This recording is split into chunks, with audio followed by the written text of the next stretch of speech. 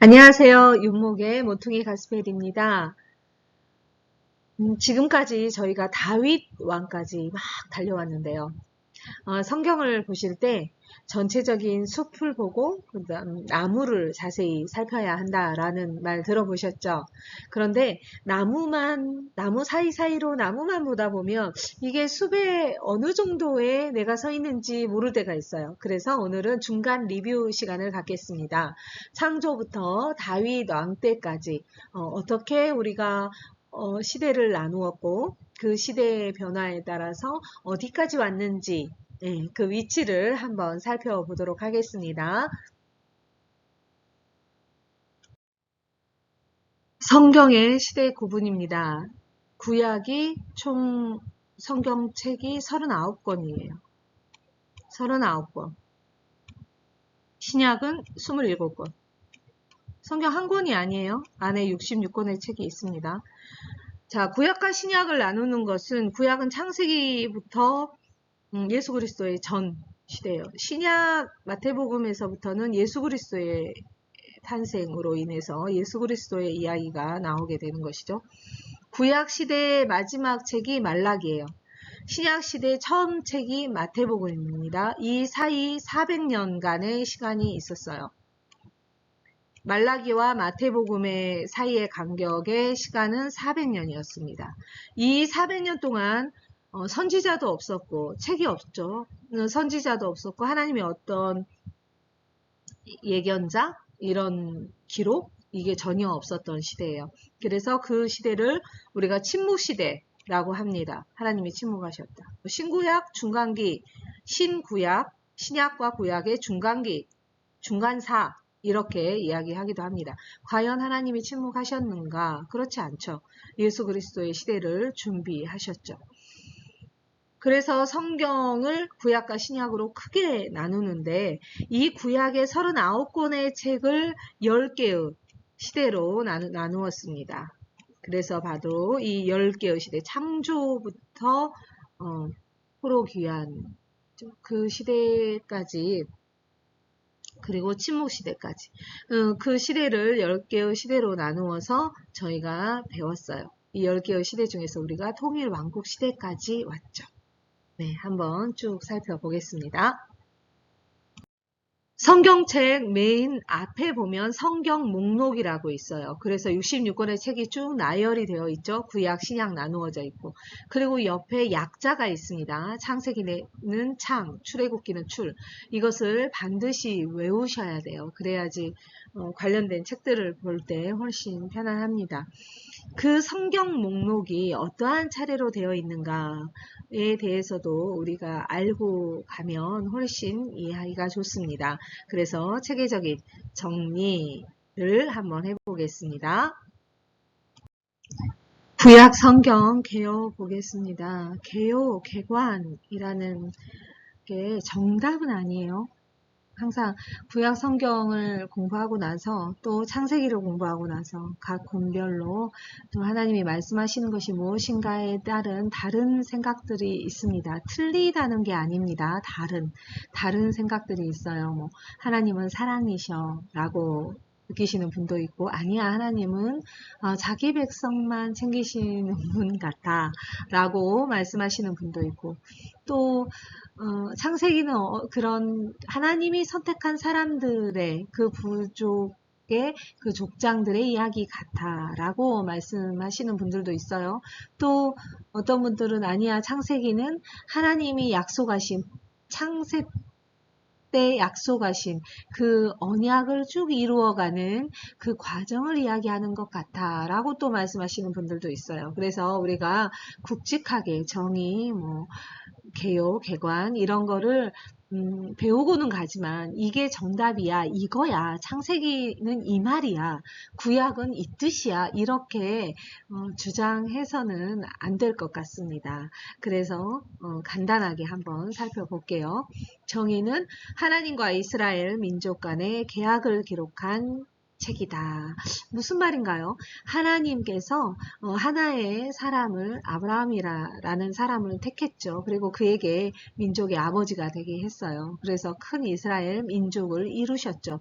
그래서 하나님께서 계속해서 하나님이 언약하신 것, 하나님이 그 백성에게 약속하신 것, 그것을 이루어가는 그러한 내용을 담은 책이다 라고 할 수 있다는 것입니다.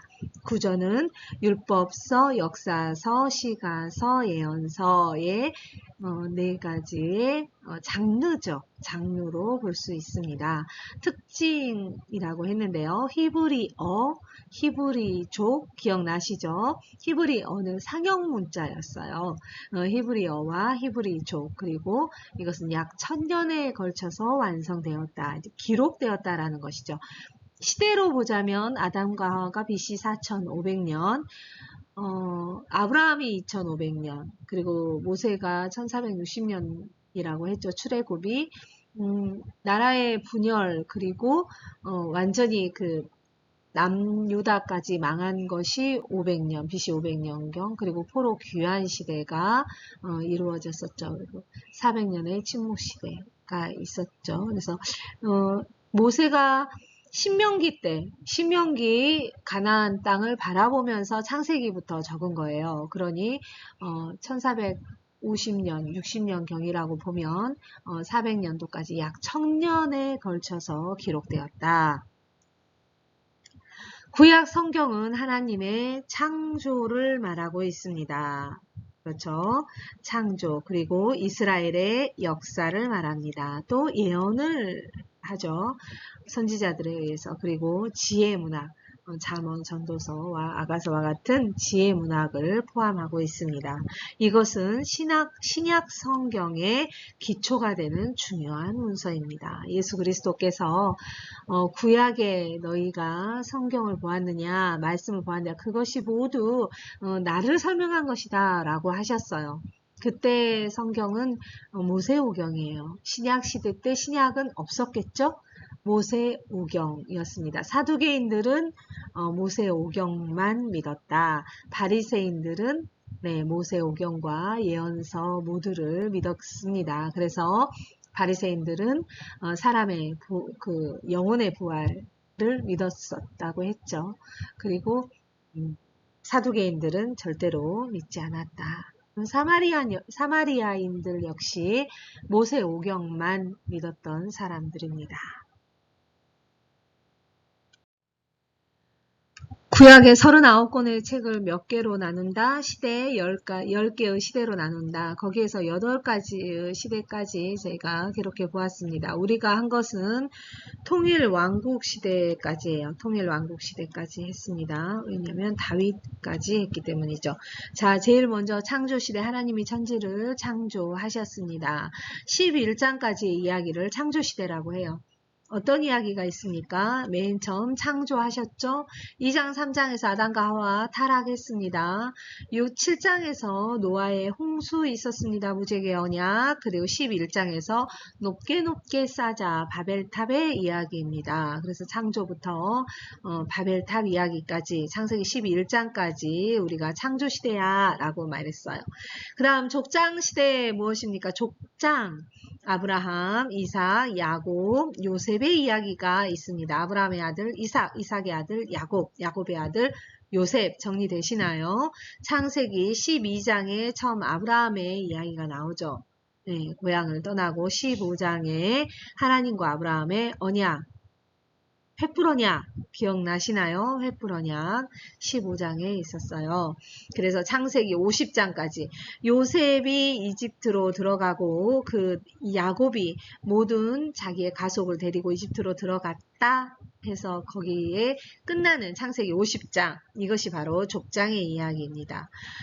하나님께서 창조 시대 때 말씀하셨어요. 여자의 후손이 너와 사단에게 했죠. 너와 원수가 되고 여자의 후손이 네 머리를 밟을 거야 라고 원복음이라고 했습니다. 그 원복음을 이루시기 위해서 아브라함에게 말씀하셨어요. 너는 민족의 아버지가 될 거야. 근데 아브라함은 평생의 아들 이삭 하나밖에 없었습니다.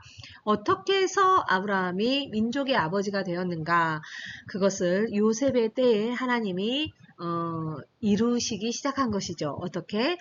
고센 땅에 그들을 모아놓고 그들을 250만의 백성으로 만든 것입니다. 중요한 것은 이들은 유목민이었어요. 유목민들은 양들을 치면서 풀을 찾아 다녀요.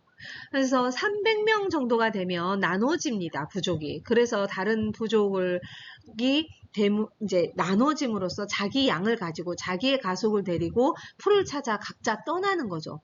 그게 유목민이에요. 그런데 이들을 고센 땅에 밀어넣고 거기에서 떠나지 못하도록 430년 동안 양껏 키워버렸어. 그래서 250만 명이 된 거예요. 그게 바로 하나님의 계획하심이죠. 민족을 만드셨죠. 나라가 있으려면 3대 요소, 민족이 있어야 된다, 땅이 있어야 된다, 법이 있어야 된다.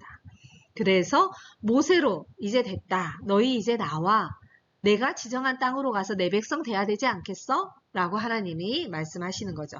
그래서 모세가 홍해를 가르고 10가지 재앙을 보여줌으로써 바로가 손을 들고 그래서 홍해를 가르고 광야로 나서게 됩니다.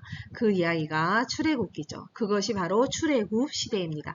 자, 출애굽은 했어요. 출애굽. 이집트에서 나오긴 했어. 어디로 갔어? 광야 시대. 광야 시대. 광야 시대에서 어떤 일이 있었습니까? 율법 줬습니다. 성소 어떻게 지어? 제사 어떻게 해? 너와 내가 만나는 법이야. 만나는 장소야. 그러나 끊임없이 불순종. 안 되겠다. 너희 40년 유턴.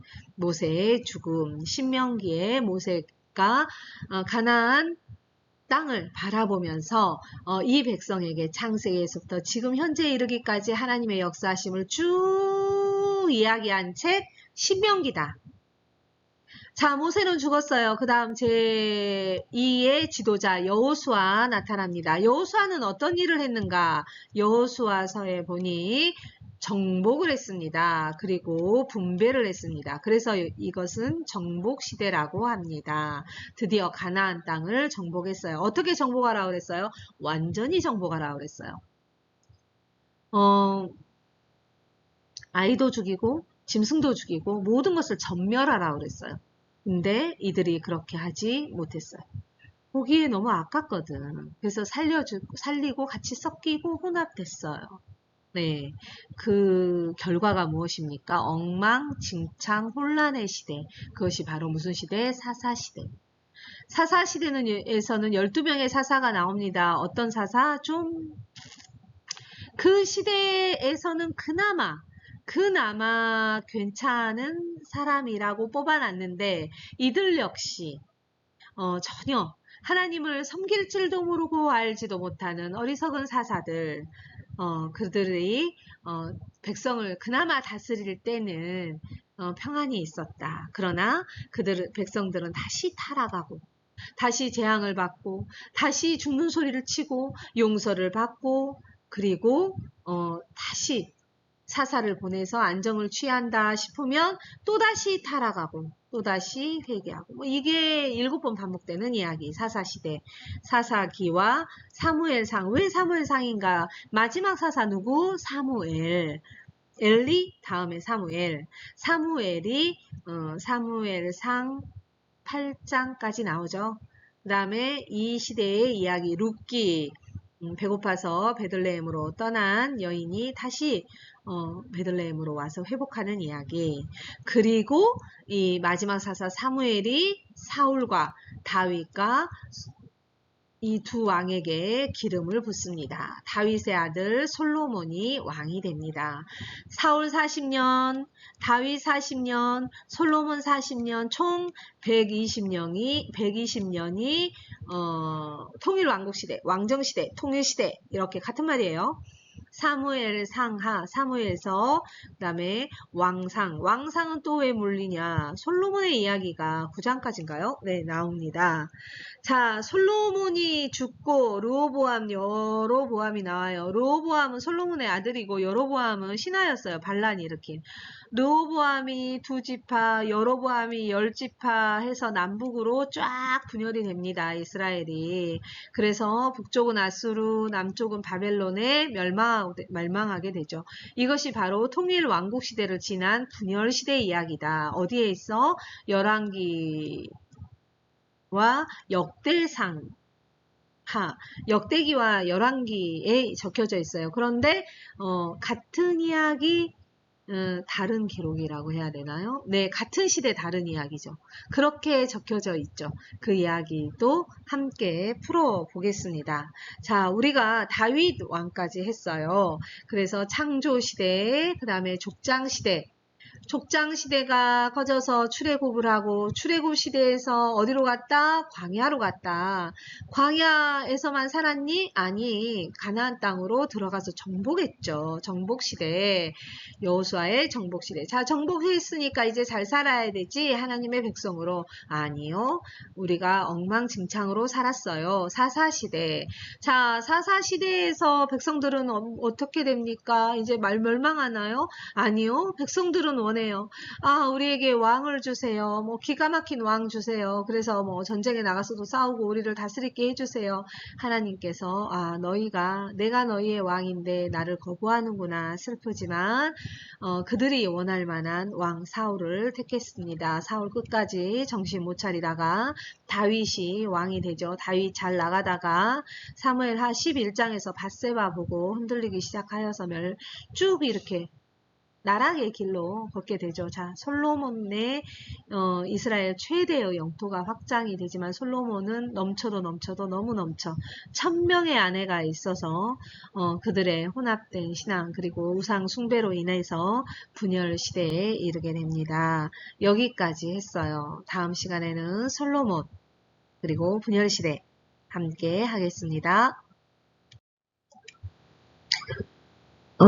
구약 성경 목록을 보시겠어요? 성경책 앞을 보시고 목록에 표시를 해 놓으셔도 됩니다.